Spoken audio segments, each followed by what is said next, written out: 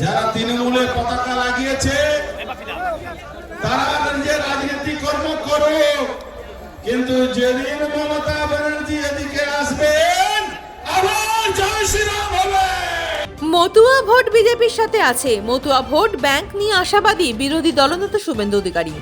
18 June Ichapur লেলিননগরে সাম্প্রদায়িক অস্থিরতার পরিবেশ তৈরি হয়। তারপর থেকেই লেলিননগরের সাধারণ মানুষের সাথে দেখা করার ইচ্ছা প্রকাশ করেছিলেন শুভেন্দু অধিকারী, যদিও আইনি জটিলতার কারণে তা সম্ভব হয়নি।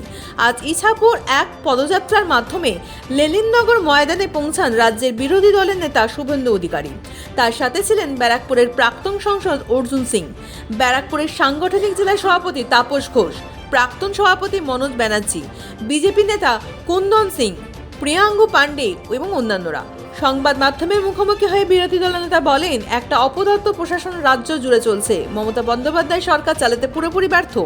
তাৎপর্যপূর্ণভাবে মতুয়া ভোট নিয়ে তিনি যথেষ্ট আশাবাদী। তিনি বলেন, মতুয়া দীর্ঘদিন ধরে বিজেপির সঙ্গে আছে, তাই মতুয়া অধ্যুষিত এলাকায় দলের সাংসদ বিধায়করা নির্বাচিতই হবেন। জাজকে দিয়ে পুলিশকে সরিয়ে রেখে সিট গঠন করে ইনভেস্টিগেশন। আমি চেয়েছি শতদ্রু নয়, অরূপ এবং সুজিতের কারাবরণ, মন্ত্রিসভা থেকে বরখাস্ত। আমি চেয়েছি প্রত্যেক টিকিটের পয়সা ফেরত, একদম যোগ বিয়োগ করে পয়সা ফেরত। 3টে দাবি গতকালই আমি পাবলিক ডোমেনে এনেছি। রাজ্যপাল মহোদয়কে আমার প্যাড ইউজ করে লিখে দিয়েছি।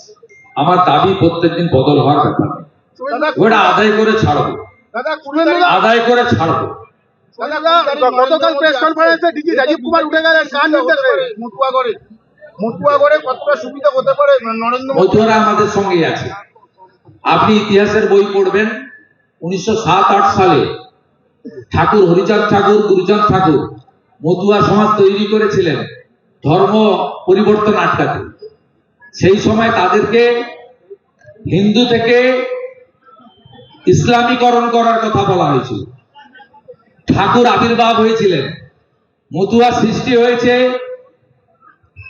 হিন্দু সমাজকে রক্ষা করার জন্য। এবং স্বাধীনতার পরে একমাত্র প্রধানমন্ত্রী বা মুখ্যমন্ত্রী যিনি ঠাকুরের জন্মস্থান ওড়াকান্দিতে গিয়ে প্রণাম করে এসেছেন, তার নাম হচ্ছে নরেন্দ্র মোদী। মতুয়ারা আমাদের সঙ্গে থাকেন বলে হিন্দু প্রভাবিত বুথে আমরা লিড নিই।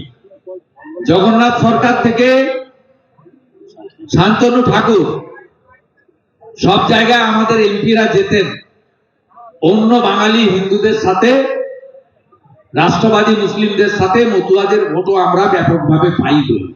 এসআইআর নিয়ে কি তাদের মধ্যে কোনো ক্ষোভ রয়েছে? মতুয়াদের মধ্যে কোনো ক্ষোভ রয়েছে? এসআইআর নিয়ে মতুয়াদের মধ্যে কি কোনো ক্ষোভ রয়েছে? এই যে আমার জানা নেই, আমার জানা নেই। গতকাল রাজীব কুমার তারা শান্তিতে ভারতবর্ষে থাকতে চান।